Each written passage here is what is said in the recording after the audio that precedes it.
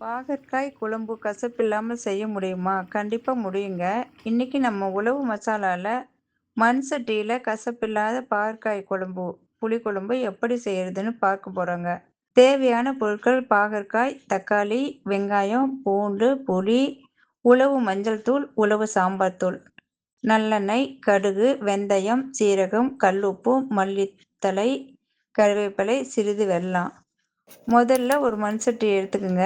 அதில் தாராளமாக நல்லெண்ணெய் ஊற்றி கடுகு மற்றும் வெந்தயம், சீரகம் போட்டு நல்லா தாளிச்சிருங்க. அப்புறம் கட் பண்ணி வச்சுருக்கிற வெங்காயம், பூண்டு சேர்த்து நல்லா வதக்குங்க. இப்போ கட் பண்ணி வச்சுருக்க பாகற்காயை சேர்த்து கூடவே கொஞ்சம் கல் உப்பு போடுங்க.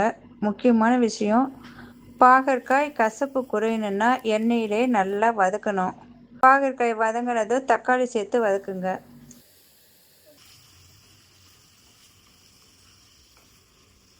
இப்போ நம்ம வீட்டு முறையில் கையால் செஞ்ச உலவு மஞ்சள் தூள் மற்றும் உலவு சாம்பார் தூள் தேவையான அளவு சேர்த்துக்குங்க. தேவையான அளவு தண்ணி ஊற்றி நல்லா கிண்டி விடுங்க. ஒரு 10 நிமிஷம் நல்லா கொதிக்கட்டும். பிறகு புளி கரைசலை ஊற்றுங்க.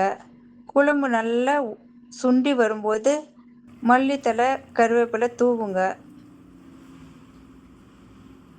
குழந்தைகளுக்கு கசப்பு தெரியாமல் இருக்க கடைசியாக கொஞ்சம் வெல்லம் சேருங்க.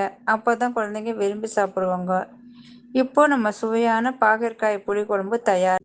நம்ம இப்போ எல்லோரும் சாதாரண அரிசி சாதம் தான் சாப்பிட்றோம். அதை கொஞ்சம் மாற்றிட்டு வரகரிசி சாப்பிட்லாம். இதில் நிறைய நன்மைகள் இருக்குது. சர்க்கரை அளவை கட்டுப்படுத்தும்.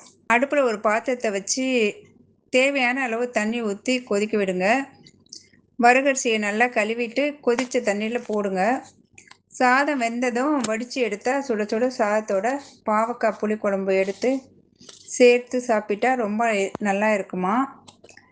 நம்ம வீட்டு சமையல் சுவை வேணுமா? நம்ம உணவு மசாலாவை யூஸ் பண்ணுங்கள். இன்னும் இந்த மாதிரி நிறைய சமையல் வீடியோக்களை பார்க்க நம்ம உணவு பேஜை ஃபாலோ பண்ணுங்கள். பயோவில் லிங்க் இருக்குது. வெப்சைட் போய் உங்கள் ஆர்டரை உடனே பண்ணுங்கள். வணக்கங்க.